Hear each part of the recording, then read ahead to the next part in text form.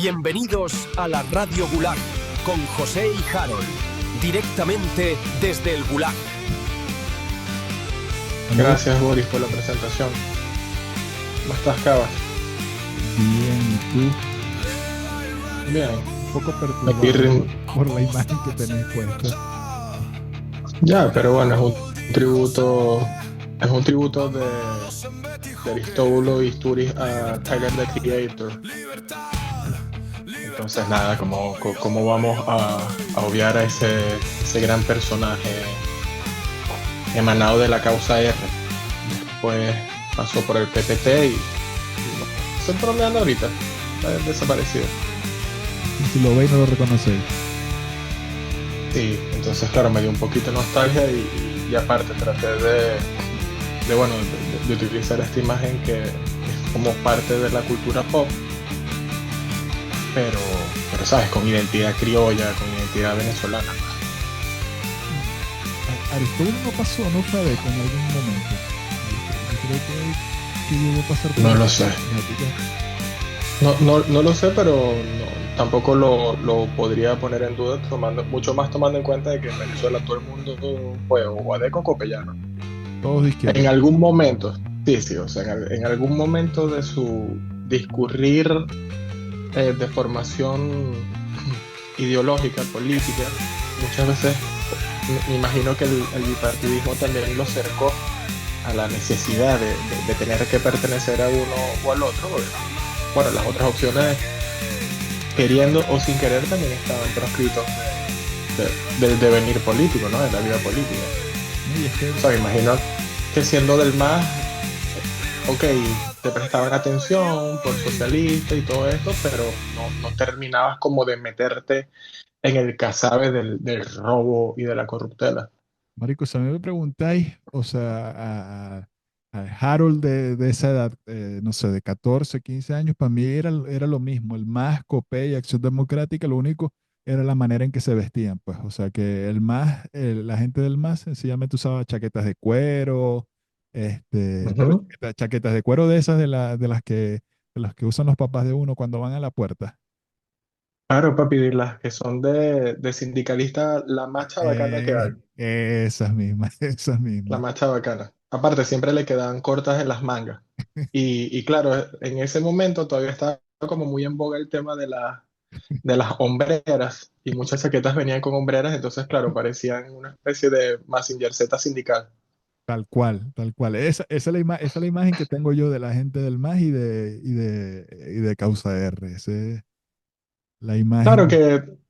que aparte, cuando se reunían a jugar bolas criollas de noche, o había uno de ellos, un colega que tenía un Encaba, sobre todo el que compró acciones en CanTV, y después se compró un autobús en Cava, y entonces, claro, andaban en el bus todos enchaquetados con sus chaquetas de cuero, de verdad. Ahora, cada vez que hablo de esto, me recuerdo y me recuerdo de esa imagen de la chaqueta. Y sabe que es lo más loco de todo esto. Ajá, que Aristóbulo ya sabemos por dónde anda, pero por ahí anda también Andrés Velázquez. O sea, Bueno, todavía pero al sol de hoy. sí, pero Andrés Velázquez es un sempiterno, pues, o sea, Andrés Velázquez no, es imposible que desaparezca de la vida venezolana. O sea, la pregunta sobre Andrés Velázquez es: ¿qué pretendes que haga? Que se exilie, que se vaya. O sea, él no conoce nada más que intentar ser gobernador del estado Bolívar y bueno, de estar ahí, ¿no? De aparecer cada cierta cantidad de tiempo Bueno, denunciando fraudes electorales bueno, pero yo, y pre- hasta que el ciclo se repita. yo prefiero el rumbo que ha tomado la vida de Andrés Velázquez, o incluso la de Claudio, que, Ujú. que el rumbo que ha tomado Antonio Ledesma. Antonio Ledesma. Antonio Antonio Ledesma. Ledesma.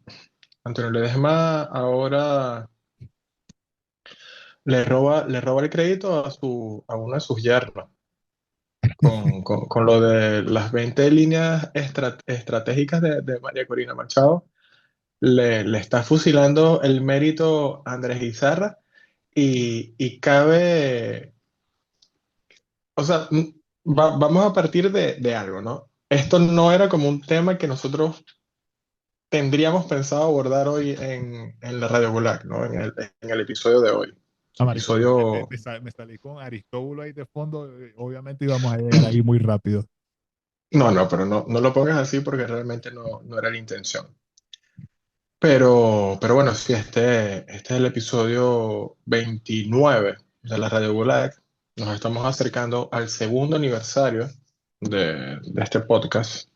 Y bueno, realmente, si hay algo que nos tendría que generar algún tipo de pesar, es el hecho de que tenemos 2 años creando como este videoblog político, por decirlo de algún modo, bueno, principalmente de tenor político, y que no ha cambiado nada en 2 años en la situación de Venezuela. Y peor aún, lo que vienes señalando tú, ¿no? O sea, Antonio Ledesma publica en sus redes sociales los 20 lineamientos de María Corina Machado y bueno, resulta que anoche casualmente comenzamos, o al menos yo recuerdo bueno, que vi como este tema que se dio en Discord y tal, de no, los putos metadatos del PDF, aparece que fue hecho por Andrés Izarra el día 8 de agosto, a las 2:39 de la mañana. Y bueno, en virtud de que hoy en día eh, eh, proliferan los fake news, todo esto, fue como te escribí por tarde, de noche, y te dije, vergación, Haroldo, vamos a revisar esto, porque esto está sumamente interesante. Y claro, cuando hice mi revisión de los metadatos Yo soy programador, para quienes no lo saben, soy programador egresado del MIT, y... o sea, el MIT de Táchira, no el de Michigan. Y bueno, es verdad, Andrés Izarra es el autor de los 20 lineamientos de María Corina Machado. Y O, no solo que eso es patético, o sino que se Antonio hizo desde Ledesma el se roba el crédito. o a lo mejor lo hizo Antonio, pero desde el computador de Izarra. ¿Te parece? Podría ser. Ok. Este, no, pero lo triste en los jalabola que anda Antonio Ledesma, loco. O sea, y eso, pues, o sea, ni siquiera voy a entrar en el hecho de que es un jalabola tan patético que ni siquiera es capaz de hacer sus propias presentaciones, de hacer de jalar bolas él solito, sino que, ajá, supongo que el yerno es más impresentable que él y tendrán un acuerdo ahí de que, ajá, yo vengo y pongo estos lineamientos, ¿qué tal? Pero vos vas a hacer la cara, pues porque a vos la gente todavía te quiere, no sé. Es que eso es como lo extraño, porque aparte, Izarra desde hace un tiempo ya ha venido denunciando al régimen, ¿no? Al desgobierno venezolano. Y bueno, parte de este movimiento supuestamente opositor también es de brazos abiertos. Ellos tienen esta política de, bueno, que vengan todos, porque aquí los vamos a recibir, al menos la corriente de Edmundo González, porque él dice que, bueno, que no hay que continuar con los rencores, que no va a haber venganza, nada de esto. Y bueno, la pregunta es por qué no se le da el crédito a la computadora de Izarra de la presentación en Canvas que hizo bueno, básicamente tampoco es algo muy sesudo. Si la gente no lo ha leído, realmente lo que son como extractos de las frases más propagandistas de los últimos discursos, bueno, discursos no, de los últimos videos de María Corina Machado y las últimas entrevistas de María Corina Machado. O sea, al final tampoco es que se esté aportando nada novedoso, sino que es una especie de refrito conceptual. Marico, ahorita estáis diciendo todo eso y sabéis lo que me estoy preguntando yo. ¿De qué vive esa gente? O sea, de qué vive? Porque, o sea, eso toma tiempo. O sea, eso es una mariquera, pero toma tiempo, ¿viste? O sea, yo tengo, a ver, tengo como 3 semanas tratando de hacer un puto video de 7 minutos para montarlo en YouTube. marico, y todavía no lo termino. 7 minutos, quizás 8 minutos, y no lo termino. Y estos tipos a cada rato vienen sacando todas estas cosas. O sea, definitivamente el tiempo les sobra. Discrepo de eso porque de hecho María Corina Machado en uno de los puntos de estos lineamientos dice que el tiempo no le sobra, ¿sabes? O sea, que ella constantemente está haciendo cosas y cosas Ok, y pero que ha perdido la noción del tiempo porque permanentemente está ocupada. Y Sarri Ledesma. Pero por Dios, Cabas, o sea, son unos neoburgueses, ¿no? O sea, en algo tienen que utilizar su tiempo porque si ya se acomodaron la vida con- a través de la corrupción. Porque vamos a estar claros en algo, o sea, hay un hecho que se ha probado y es bueno, que han sido corruptos. Hay un hecho que todavía no se ha comprobado, que es que ejerzan algún otro tipo de profesión que les permita vivir tan holgada, de forma tan holgada como lo hacen.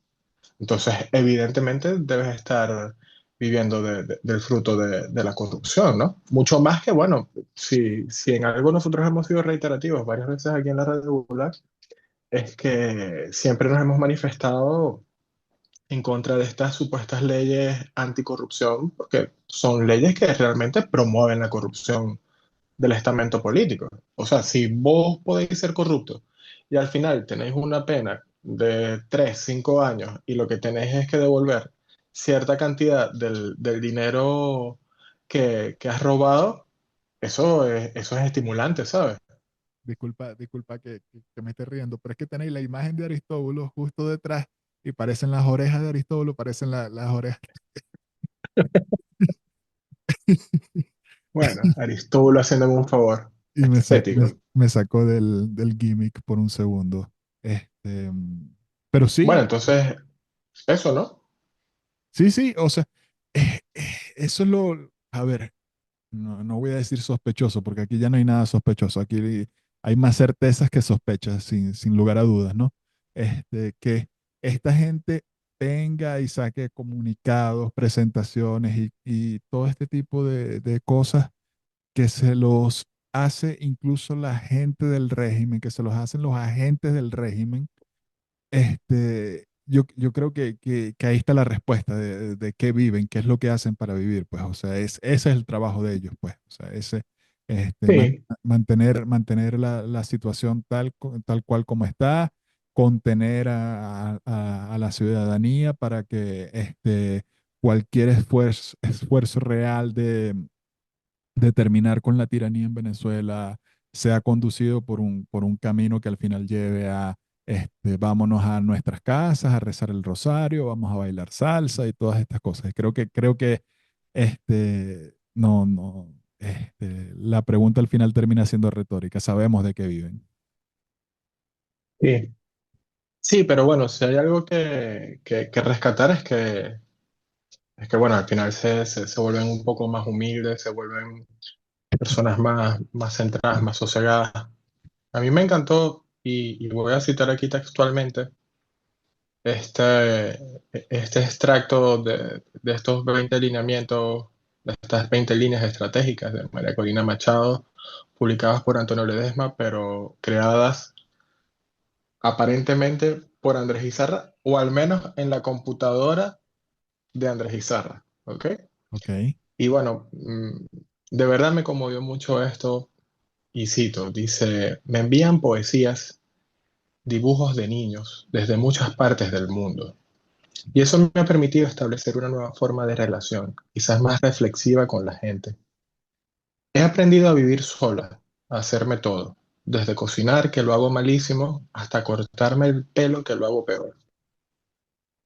Tonterías como que tengo un año sin pintarme las uñas. ¿Y sabes qué? Ya no importa. No sé si me las volveré a pintar en mi vida. Parecen cosas superficiales, pero no lo son.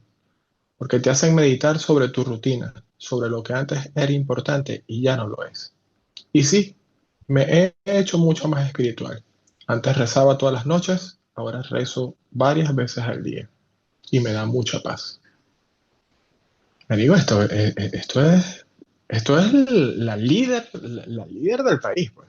O sea, Líder, no puede haber, no puede haber algo mayor que esto, sin duda líder, alguna. líder espiritual, sin duda alguna. O sea, y Sí, sí. definitivamente ahí radica la diferencia entre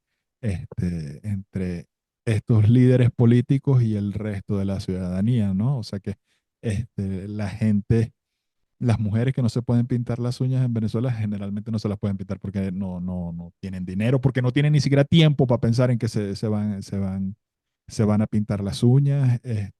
Yo quisiera tener tiempo, no voy a criticar a alguien que rece eh, 5 veces al día, pero yo quisiera tener tiempo para rezar 5 veces al día, pues, pero supongo que yo estoy metido en esa estupidez que es la vida de adulto y no me queda tiempo para eso, para esas introspecciones que me permitan conectarme con lo divino. Estás volviendo absurdo. Estás volviendo absurdo.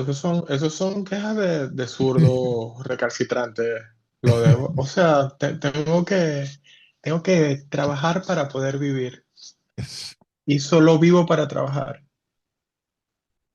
que Sí, no, bueno, pero debe tener mucho tiempo libre, pues. Lo que me pregunto es a qué dirección le envían todas esas cartas y esos dibujos. Me gustaría enviarle un dibujo. una dick pic. Este, No tanto así, pero bueno. sí, sí. Y esa es la alternativa, pues, o sea, lo peor del caso es que esa es la alternativa a lo que está sucediendo hoy en día en el país, pues, o sea, la alternativa no es tal, sino sencillamente cambiarle el rostro a lo que viene pasando. O sea, más nada, no pareciera que hubiese ni siquiera un cambio de mentalidad. O sea, parece sencillamente, Sí, sí, sí. O sea, disculpa que te interrumpa, pero volvemos como a lo mismo, ¿no? Yo creo que también parte de lo más severo es que incluso, y en esto, bueno, evidentemente puede que sea muy besaputa mi comentario, ¿ok? Pero bueno, me voy a basar en las mismas premisas de quienes participan en procesos electorales en Venezuela, ¿ok? Si ok, ellos deciden, si hay políticos de presunta oposición o de oposición X que deciden participar en comicios electorales en Venezuela, es porque evidentemente ellos han de sentir que se puede revertir la situación a través de la democracia, porque aparte, esto es el mantra de la democracia, ¿no? O sea, del besaputismo en la política, no sé qué tal. Y bueno, evidentemente en Venezuela de esto se ha hecho un negocio que se ha enquistado brutalmente.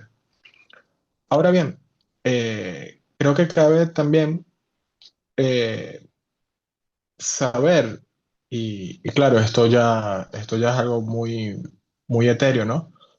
Pero lograr determinar si cada persona que ha participado en estos comicios de oposición, y no me refiero a esta mesa de la unidad, coordinadora democrática, sino a los otros factores que han participado, realmente responden al régimen, ¿ok? Porque, por ejemplo, a mí me llamó mucho la atención lo que sucedió con el conde del Guácharo, y es que el conde del Guácharo fue defenestrado inmediatamente de su participación en las elecciones. Entonces, como no, este tipo es un actor del régimen, él simplemente es un chavista encapotado que está participando aquí para arrastrar gente y restar votos a la oposición. Pero vamos a estar claros en algo, es que en Venezuela tampoco es que hay oposición. O estás con la oposición o no estás con nadie. ¿Sabes? O sea, el, el punto de participar dentro de los movimientos opositores en Venezuela es tan severo y tan drástico como participar de los movimientos afines al chavismo, al madurismo en este caso. ¿Entiendes? Entonces, o estás con nosotros o estás contra nosotros. Y claro, eso también es bárbaro porque se puede ver en Estados Unidos con la candidatura eterna de Ron Paul. Ok, Estados Unidos es la configuración bipartidista, lo que sea, pero otras opciones has tenido.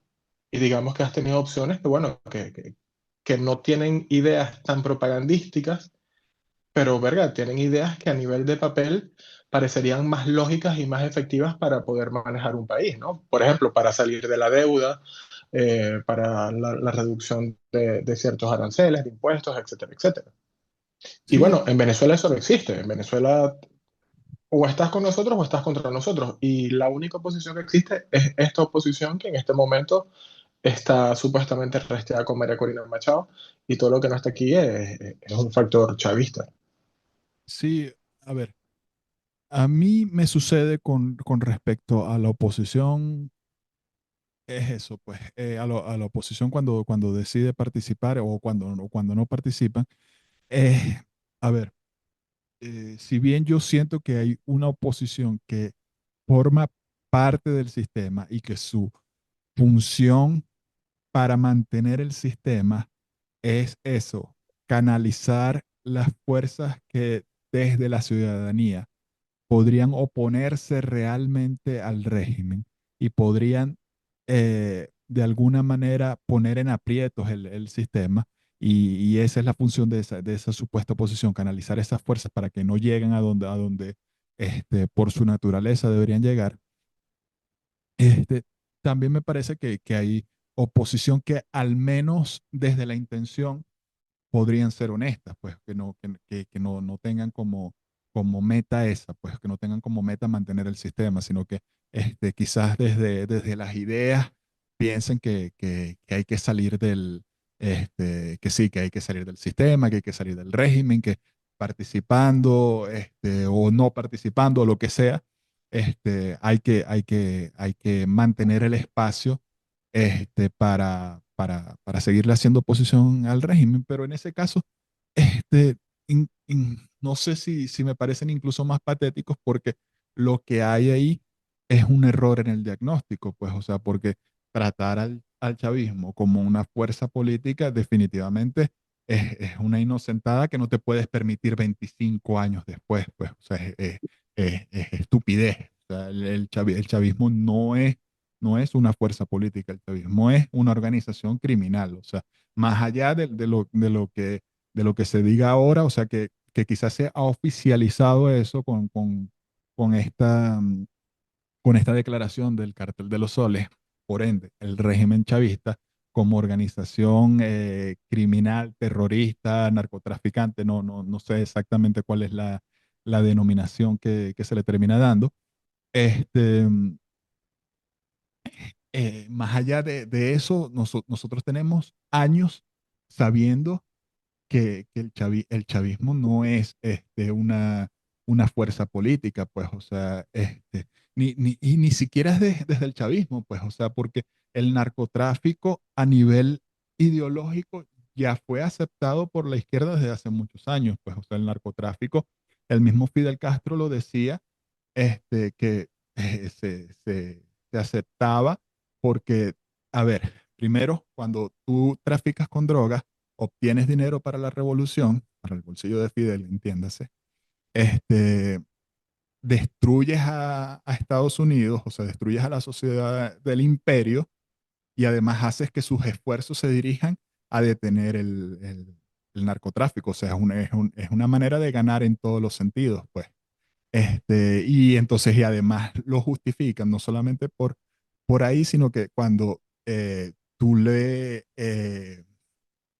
expones lo, lo cruel o lo poco humano de ese planteamiento, te dicen que fue lo mismo que hizo el Imperio Británico con las guerras del opio con China. Entonces tienen justificación por todos lados, tienen una justificación para plantear el narcotráfico como una herramienta válida para sostener su ideología. Entonces, volviendo a la oposición, cuando, obviamente, cuando son funcionales al régimen por su naturaleza, pues porque eso es lo que quieren, es patético, pero cuando son funcionales al régimen por esa inocencia, por ese no entender frente a lo que están, frente a lo que están luchando, no entender qué es lo que tienen frente a ellos, me parece incluso peor, pues, o sea, y yo creo que eso es A ver, yo pensaba que una de las pocas personas dentro del liderazgo opositor, o quizás la única, que tenía eso realmente claro era María Corina Machado.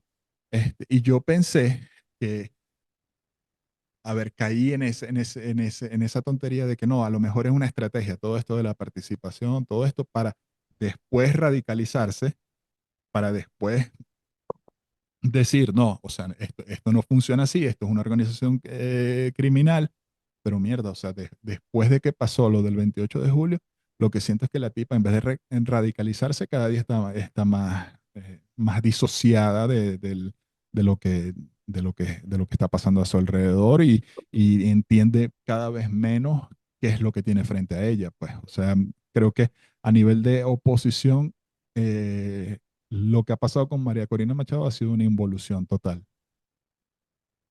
Claro, pero, a ver, o sea,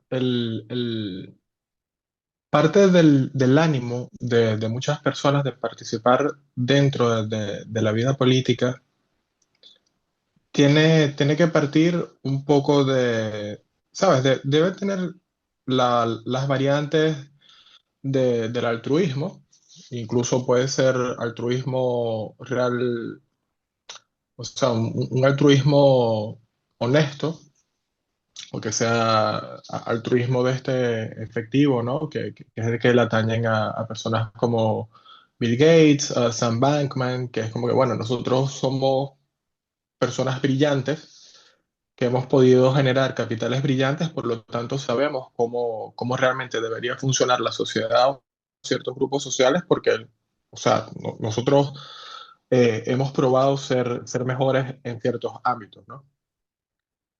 Puede haber ego, un poco de megalomanía, pero, o sea, sin duda alguna tiene que haber el sentido de lograr relevancia histórica, ¿sabes? O sea, la relevancia del momento, de dejar tu impronta histórica. Evidentemente, Hugo Chávez adolecía de eso. Y bueno, y no solo Chávez, o sea, todos los presidentes de Venezuela y posiblemente todos los presidentes del mundo, ¿no? Entonces, por ejemplo, con esto que tú estás tocando de esto que podríamos definir como ahuevoneamiento, como servilismo, como complacencia, incluso complicidad, me llama la atención porque se me viene a la cabeza un suceso muy actual, que es el de esta muchacha Marta Grajales. No sé si estás al tanto, la activista de Surgentes, una chavita que organiza una protesta frente a las Naciones Unidas hace un par de días atrás. Y bueno, ella denuncia que llegan un par de colectivos. Esta protesta está principalmente, o sea, la congregación de quienes ahí asistieron eran madres de presos políticos, sobre todo jóvenes detenidos durante el proceso electoral del 28 de julio pasado. Y bueno, llegan unos colectivos y a través de disparos y violencia dispersan la concentración, etcétera, etcétera. Nada fuera de lo normal. Pero ella al día siguiente intenta, bueno, intenta no, ¿no? De hecho, va a varias oficinas, varios departamentos policíacos a tratar de hacer la denuncia. Ok, va a Policía Nacional Bolivariana, 6CPC, no sé qué tal. Y en estos cuerpos de seguridad, la tipa la mandan a la base ese culo y le dicen, no, mija, o sea, vete de aquí porque aquí no te vamos a tomar la denuncia.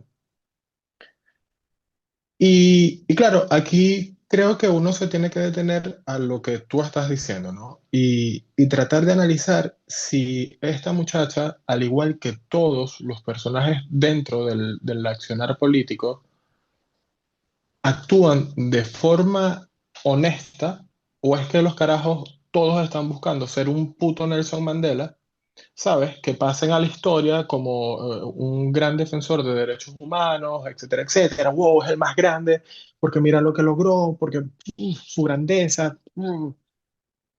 Porque la chavita aquí creo que no entiende el mensaje de, verga chama, quédate quieta, porque no, pues, ¿sabes?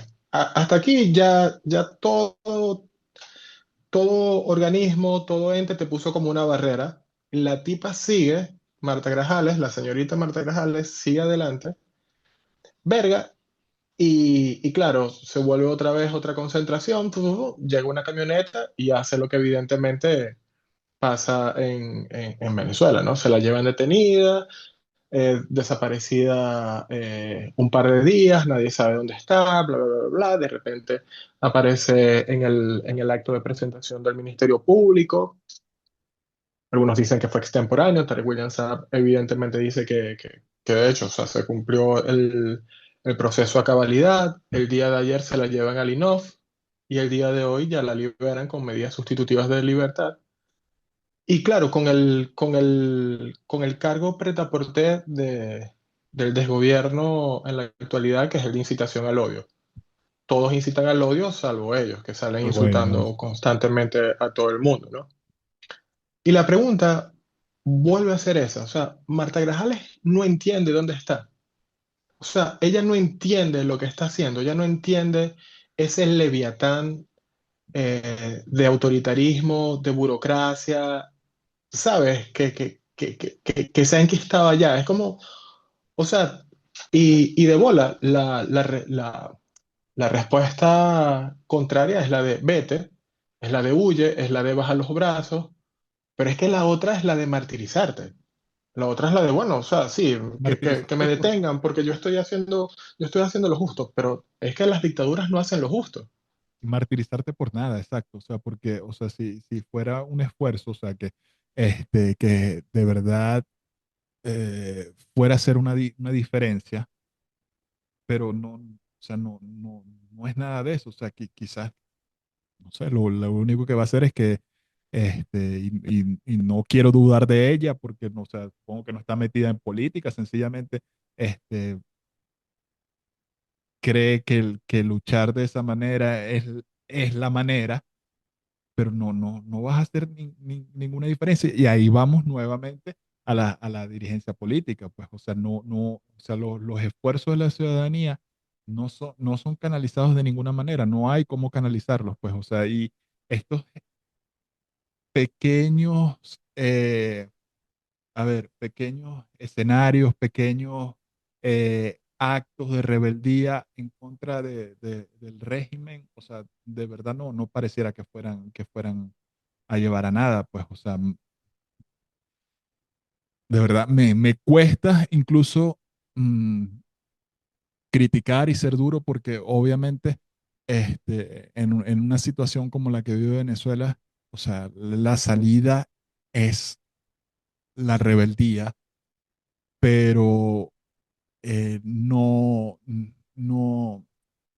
no así a ciegas, no tirando patadas y puños a ciegas que no hacen mella, pues, o sea, yo considero este, que no tiene nada de heroico martirizarte cuando sabes o deberías saber que no vas a lograr nada, pues, o sea, no sé, o sea, quizás ahí estoy siendo, incluso estoy contradiciendo lo que siempre digo, pero no, o sea, siendo honestos, o sea, de esto va a salir algo positivo. O sea, me lo pregunto yo, te lo pregunto a ti, se lo pregunto a ella, o sea, de esto va a salir algo. O sea, más allá del nombre y de que este, nosotros o en cualquier lado estén hablando de ella, o sea, sabiendo y todos sabiendo que no va a pasar nada, no creo que se vaya a llegar a nada.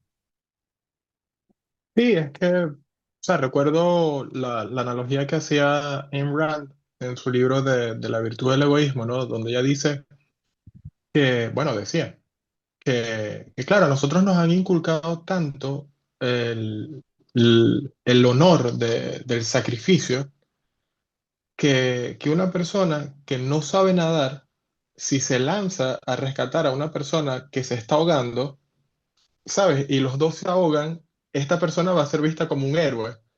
Wow, mira, nada huevo, nada, o sea, mira lo arriesgado que fue, mira lo noble de esta persona. Pero realmente, si nosotros analizamos, es un acto de locura. O sea, es un Bueno, acto que es como loco. O sea, la persona que se está ahogando evidentemente va a fallecer, pero no tiene sentido que si tú tampoco sabes nadar, te lances a fallecer con ella. Totalmente. Y ahí vamos. Eso es lo que los griegos llamaban el tánatos, que es la muerte bella, la muerte heroica. Y en algún pasaje supongo que es de la Odisea, Aquiles en el inframundo dice, o sea, mierda, sí, o sea, en el mundo de los vivos me admiran, tuve una muerte heroica, sí, fui el gran héroe, pero estoy muerto. Soy el monarca de las sombras y yo preferiría no ser ningún monarca en las sombras y preferiría ser un ser humano normal, pero vivo. Sí, Y hemos sí, a glorificar la muerte, incluso por encima de la vida.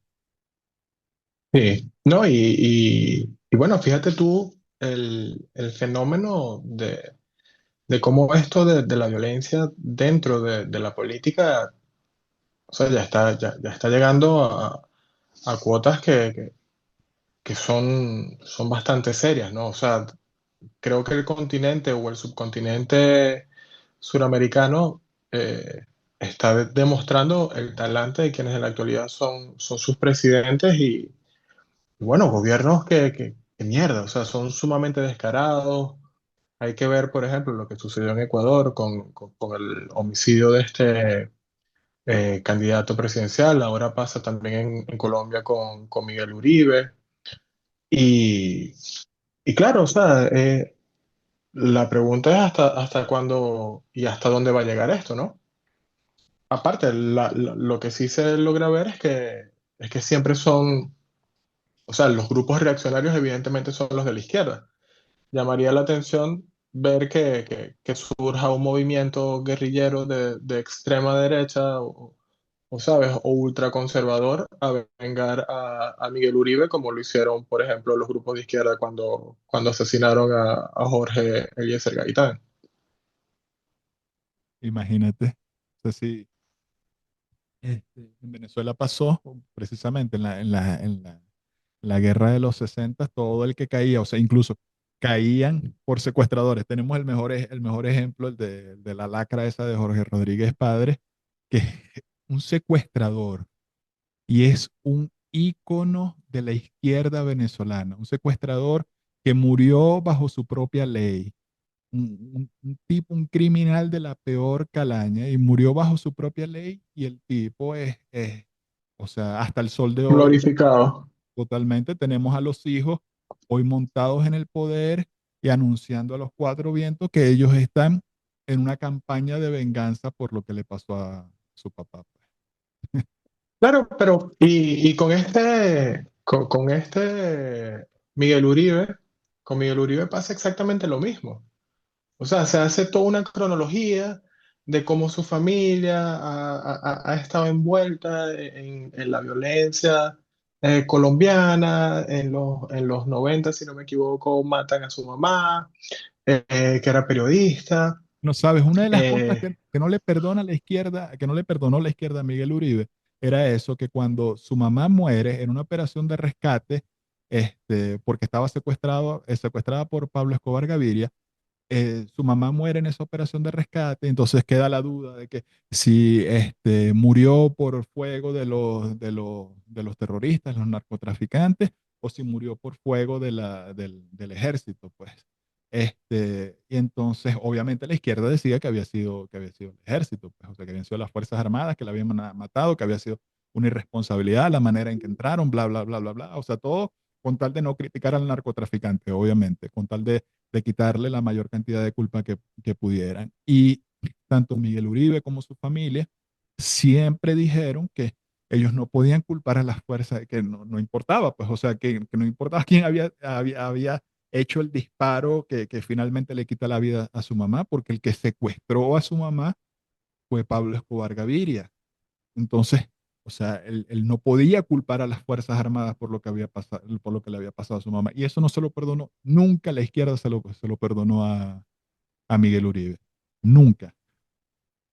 bueno, pero el tema es que repiten el patrón, ¿sabes? O sea, Y claro, yo no sé si es que hoy estoy como muy dado a la renuncia, ¿sabes? Ya, loco, o sea, presérvate a ti, o sea, preserva lo que eres como individuo y ya, o sea, busca algo mejor para ti porque quizás el entorno no lo quiere. Y bueno, me llamó mucho la atención como la cobertura mediática que se hizo porque hay una fotografía de él en el féretro de su mamá que replicaron con su hijo en el féretro de Miguel Uribe. Y claro, se mantiene como toda esta idea de, bueno, pero es que es una familia de un largo linaje político, ¿sabes? Que se identifica con la causa del país, que se niega a renunciar, bla, bla, bla, bla, bla, bla. Pero es que, coño, es que la apariencia de lo que están teniendo muchos de los gobiernos de Latinoamérica, ok, ya no son dentro del espectro político, o sea, son, valga la redundancia, como dice el Departamento de Estado de los Estados Unidos, o sea, ya están comprometidos con organizaciones criminales, o sea, y se configuran como tales. Digamos que al menos permiten que dentro de sus estados ocurran las peores atrocidades sin que realmente se aboquen a dar ningún tipo de solución. O sea, se puede ver el caso de México, ¿no? En México, la loca Sheinbaum sale dando una rueda de prensa hace un par de días denunciando a un diseñador de moda, Willy Chavarría, porque, por apropiación cultural, porque se robó un modelo de unas sandalias típicas de Oaxaca. Y claro, está el caso de la señora taxista que asesinaron hace un par de días, que fue un ajusticiamiento vil, que grabaron un video incluso los homicidas bueno, para llamar al resto de taxistas y comerciantes de la región a que pagaran las vacunas. Y sabes, ese no es el problema que hay que abordar. El problema que hay que abordar es el de unas sandalias que se venden por $300. Y bueno, y la respectiva apropiación cultural. Bueno, y hablando de eso, o sea, de que dices que a lo mejor estás muy dado a la renuncia hoy, pero no, o sea, porque estamos hablando del valor de la vida y o sea, de cómo la gente se sacrifica, o sea, y, y a veces pareciera que es por nada, o sea, empezamos hablando de María Corina y de ese extracto que sacaste donde dice que le preocupa que si las uñas, qué tal, todas esas cosas, este, pero ajá, ¿qué es la vida de ese muchacho? Ese muchacho que salió el 28, un niño, salió el 28 a tumbar las estatuas de Chávez y se lo llevaron preso. Yo no sé qué habrá pasado con ese muchacho, pero te aseguro que no, que tampoco se puede pintar las uñas. Te aseguro que, bueno, no sé qué posibilidad tendrá de rezar donde sea que esté, pues. Y sencillamente en esa presentación de Canvas de Andrés Izarra, o de Antonio Ledesma, o de María Corina Machado, de quien sea, nadie mencionó a ese muchacho. Sí, bueno, y no los mencionan. Al final son algunas ONGs también de derechos humanos bueno, que son las que tienen estos listados bueno, que refrescan constantemente con los poquitos que liberan y que también con los muchos que apresan posteriormente, ¿no? El revolving door, aparte. Exacto. Salen 30 y entran 120 por si acaso para continuar con la amenaza. Aparte, cosas absurdas, personas de 80 años, o sea, personas que es asombroso realmente. Pero claro, Pero como que siempre estamos corriendo la ventana de Overton con ellos, es como, bueno, 80. Si lo hacen con uno de 81 sería peor, pero con uno de 80 todavía es exactamente, admisible. exactamente. Todavía no son tan malos. Pero bueno, en otro lado del mundo, Cabas, nos llevas a hablar sobre el problemita, sobre el beef que hay entre Rusia y los Estados Unidos, ¿no? Me estabas contando que estabas un poquito asustado con el Hercolubus nuclear. No sé si asustado, divertido, no, de verdad no sé, porque, o sea, imagínate una guerra. Taco, taco, Sí, taco, taco. no, no, no, pero entonces imagínate que todo el conflicto termonuclear termina empezando por una guerra en redes sociales entre Trump y Medvedev. O sea, Trump, que es Trump, y Medvedev, que para quien no lo sepa, es el segundo de Putin, pero es el segundo, pero así, borrachín, así, o sea, que el tipo, o sea, el loquito, pues el loquito de Putin, que es famoso por sus problemas con la bebida, entonces, este, los dos se ponen con una actitud que claramente son bluff, pero al final también te pones a pensar de que cuántas veces las guerras y las peores guerras no son situaciones así en las que sencillamente las cosas se salen de control, pues, o sea, se inicia un proceso, se enciende una maquinaria con la intención quizás solamente de asustar al otro, con la intención solamente de conseguir un objetivo ni siquiera militar, sino un objetivo político, pero ya después que eso inicia, ya eso no lo puedes detener tan fácilmente. Pues, o sea, la Primera Guerra Mundial prácticamente fue una disputa familiar entre los nietos de la reina Victoria, o sea, que si el Kaiser Guillermo, que tenía problemas con su primo Oniki, el zar de Rusia, el rey de Inglaterra, por ahí estaban los Austria con Francisco Fernando, o sea, y de repente se salió todo eso de madre y terminó pasando lo que terminó pasando, ¿no? O sea, en la Segunda Guerra Mundial igual, pues, o sea, ay, no, o sea, consecuencia de la Primera Guerra Mundial, ponemos una serie de sanciones a Alemania, después, no, pero bueno, llega Hitler y entonces vamos a dejar que el tipo empiece a recuperar territorio que estaban ocupados en realidad, lo que habían era alemanes, no lo vamos a molestar, y el mismo Hitler por su parte, él no quería entrar en guerra con Occidente, no quería entrar en guerra con Reino Unido, no quería ni siquiera que se metieran que Reino Unido se metiera en la guerra y vimos cómo se salió todo de madre. Entonces, tienes a dos tipos ahorita, un borrachín, un ególatra, dos tipos que lo que les gusta es el show, sencillamente hablando de submarinos nucleares como cualquier cosa, pues, o sea, ya incluso se corre el rumor, hablando de Venezuela, que Rusia podría poner bases con misiles nucleares al estilo del 62 y la crisis de los misiles en Cuba, ponerlos en Venezuela, y, marico, yo siento, o sea, da risa la vaina, pero, o sea, yo siento que hasta que deje de dar risa, pues, o sea, que en algún momento va a dejar de dar risa. Claro. Y bueno, y al final es la irresponsabilidad de estos tipos que, ¿sabes? Que son los que dirigen las políticas de... No estamos hablando de Chipre y Haití, ¿sabes? O sea, estamos hablando de Estados Unidos y de Rusia. Y, o sea, en magnitud de recursos, de población, de territorio. El tema de cómo incluso se trasladan portaaviones con, ¿sabes? Con el gasto energético y de Por una dinero que orden, eso representa por una orden de un para tipo que está los picado, contribuyentes.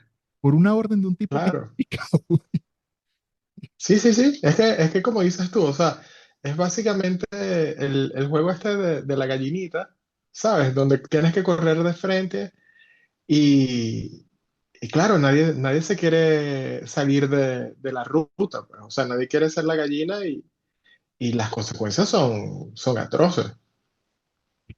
Es O demasiado. las posibles consecuencias. Pero bueno, a nivel inmediato ya las hay. O sea, digamos, estás dirigiendo recursos de la nación a trasladar a una cantidad de personas, de material bélico, etcétera, etcétera, el combustible que consumen estos putos portaaviones, que, o sea, un minuto son $2 millones, Es como, maldición, loco, o sea, no Yo, seas tan irresponsable.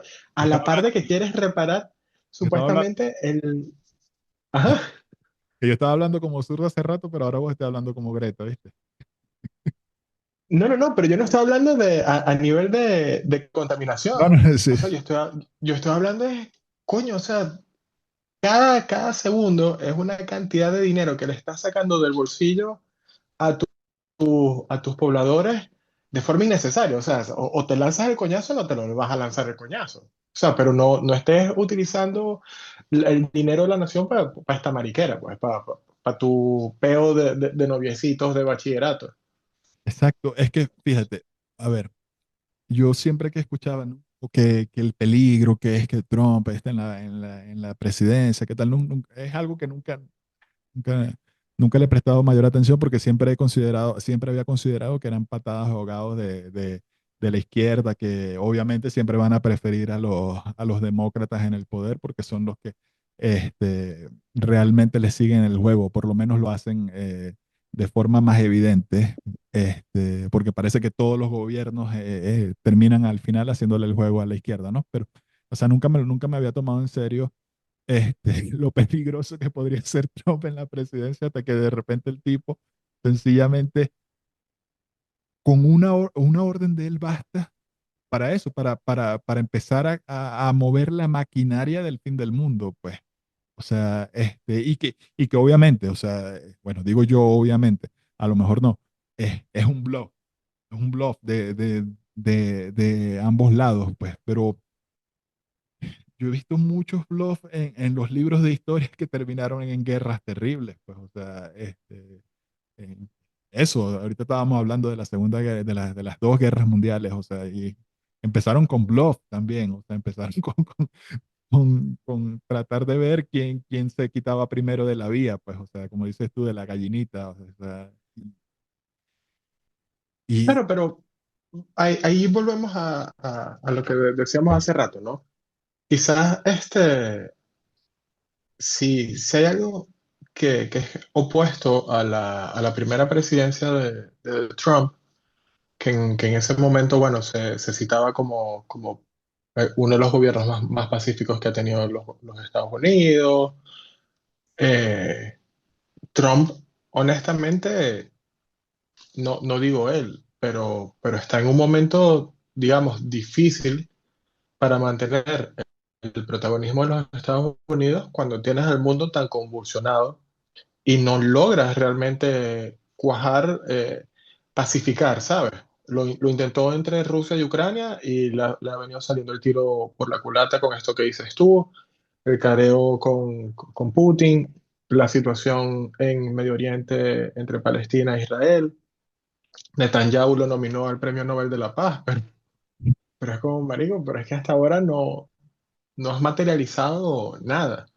Y claro, no sé, esto son especulaciones mías, pero me imagino que en la cabeza de una persona como esta necesita un problema que resolver, ¿sabes? Y si, bueno, inclusive tengo que crear el problema para resolverlo y dar la impresión de algo, lo tendré que hacer.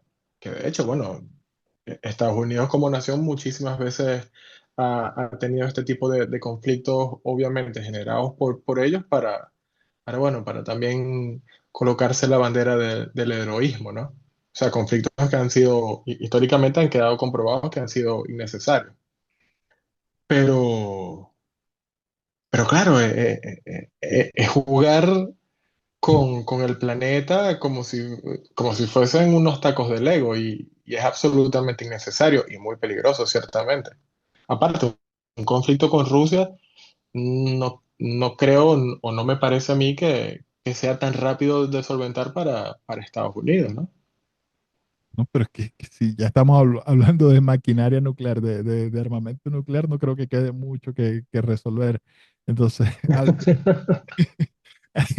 al final, a ver, o sea, igual, fíjate, me estoy riendo, pero es eso. Pero es nervios, son Sí, no, no, nervios. no, no, y entonces lo loco de la situación, entonces al final terminan, o sea, como si no fuera suficientemente loco, estos dos tipos cayéndose a vaina por redes sociales o por Telegram, no sé por dónde se estaban peleando, este, y que eso desencadene una guerra termonuclear, sino que terminas metiendo a Venezuela en el conflicto. Entonces termina siendo como el episodio de Los Simpsons cuando iba a caer el meteorito, que Ujú. en todos los escenarios se destruía el bar de Moe. Claro. Bueno, aquí parece que todos los escenarios llevan a que Maduro se quede en el poder, pues, porque entonces lo que empieza a decir la gente, no, porque, o sea, si Putin llega a poner bases nucleares en Venezuela, obviamente eso significaría lo que en su momento, lo que en el 62 significó que Cuba tuviera bases nucleares, pues, o sea, se llega a una negociación donde nunca Estados Unidos podría invadir Venezuela, pues, entonces es como que, mierda, marico, o sea, como que casi, no sé qué prefiero, si la guerra termonuclear o que el mundo siga con estos hijos de puta ejerciendo el poder en Venezuela. Bueno, también digamos que nuestro desgobierno ha sido sumamente hábil en meterse y buscar preservarse bajo cualquier escenario, ¿no? Totalmente, totalmente, totalmente. O sea, yo no creo que nada de esto sea casualidad, obviamente. O sea, todos esos escenarios que llevan a la eternización del régimen en el poder, yo creo que han sido buscados por ellos mismos. No puede ser casualidad que siempre la solución en el mundo sea que Chávez o Maduro se queden en el poder. Bueno, y sin embargo, aún así, la oposición va 4-0, ¿no? Aún así, la oposición va 4-0. Imagínate tú que realmente el desgobierno hubiese hecho algo por mantenerse. Bueno, Cabas, yo creo que ya dicho lo dicho. Yo creo que, a ver, lo que sí es que vamos a dejar implícita la... vamos a comenzar por ahí, pues vamos a dejar como un clickbait. Y bueno, para buscar amenizar un poco el final del episodio de hoy, que estuvo bastante lúgubre y destructivo, porque nosotros no sumamos, sino que restamos, Siempre. evidentemente. Me gusta ese eslogan. Nosotros no sumamos, sino que restamos.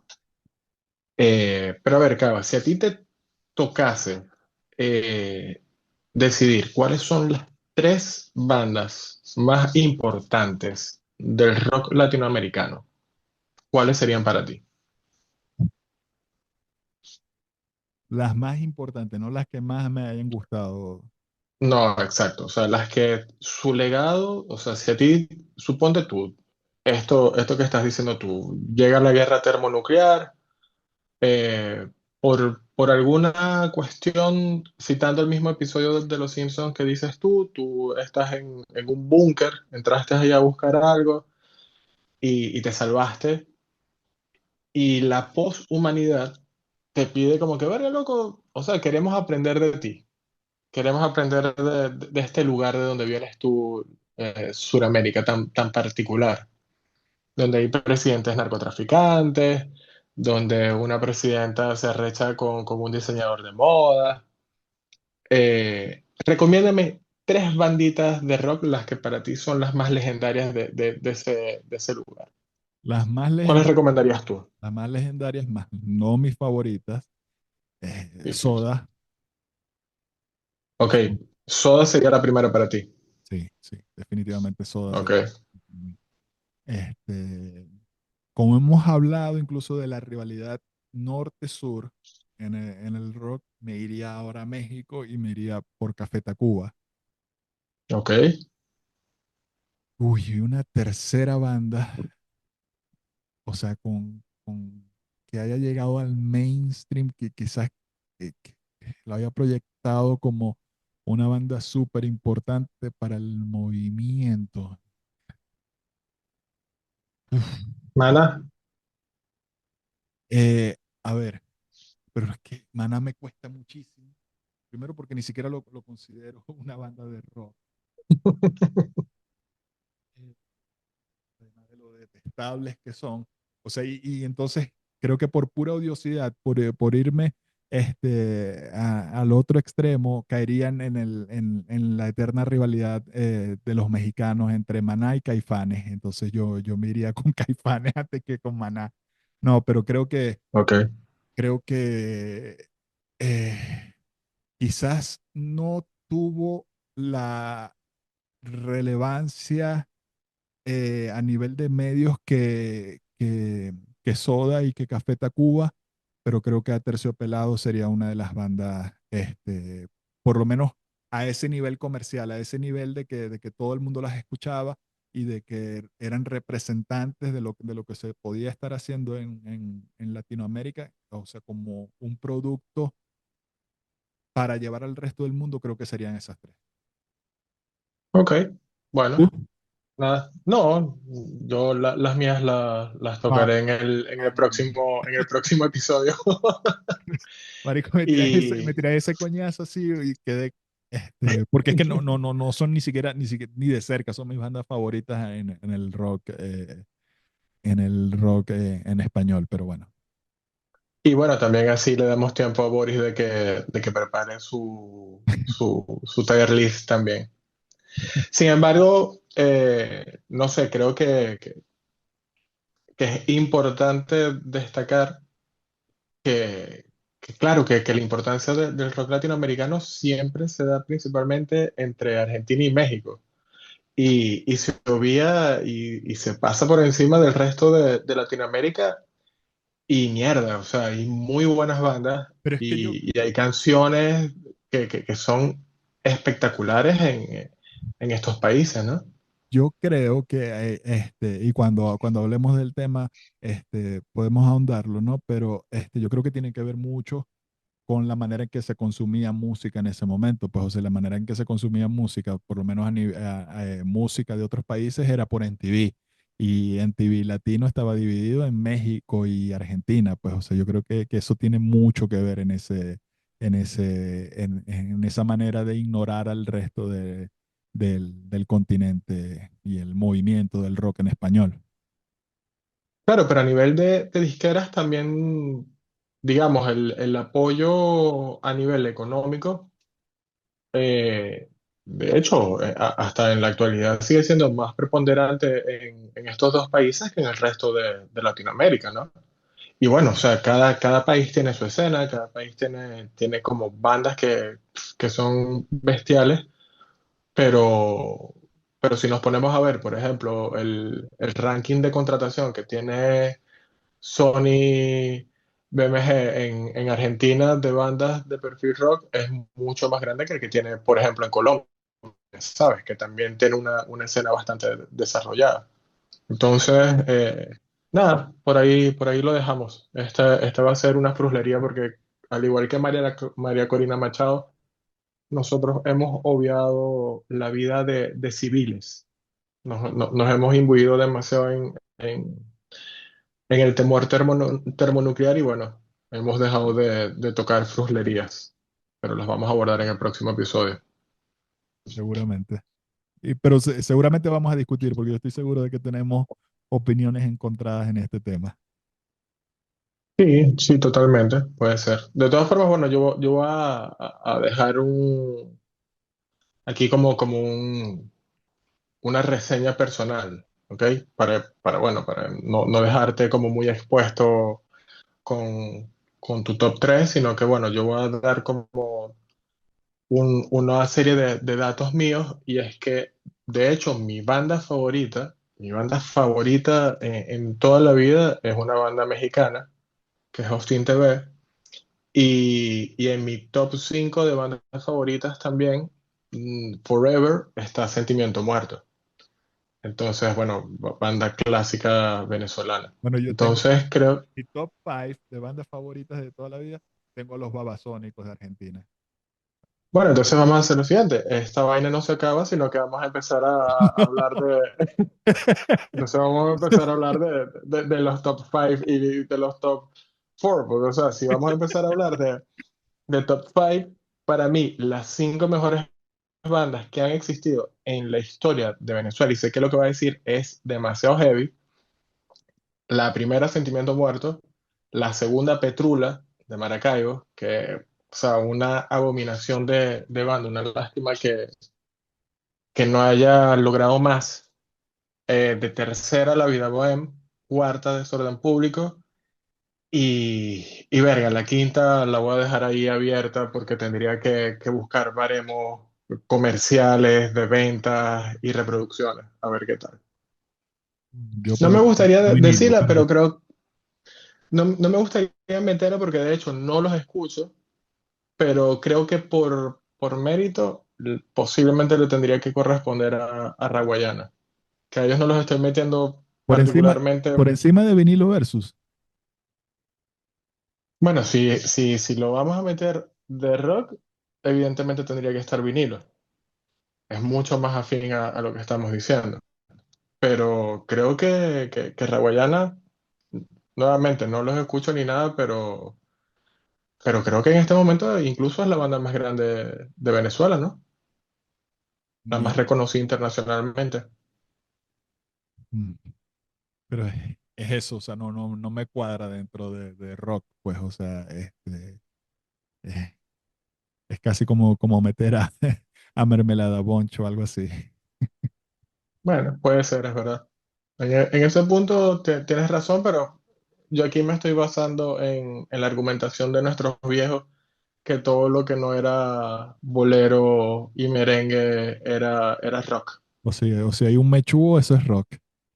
Exactamente. Un yuquero, como decían Yo en quiero. el Zulia. Bueno, nada, Cabas. Quedamos hasta acá con este episodio de la Red Bulat. Chao a Bill Murray, chao a Aristóbulo. Y nada, el consejo que queda es revisar los metadatos de, lo- de los archivos que ustedes hagan en Word, en PowerPoint, en Canvas.